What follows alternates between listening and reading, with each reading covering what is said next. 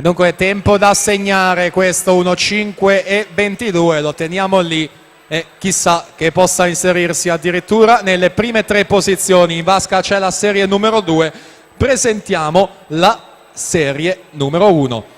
E dunque in prima corsia Greta Lago, alla 2 Clarissa Clement, alla 3 Aurora Ricchi, in 4 la ritroviamo plurimedagliata ai giovanili, di cui la medaglia d'oro proprio nei 100 farfalla, Sofia Sartori. Alla 5 Giulia Zambelli, in 6 Vittoria Nicora, in 7 Nicole Santulliana, in 8 Giulia Mattiuzzi.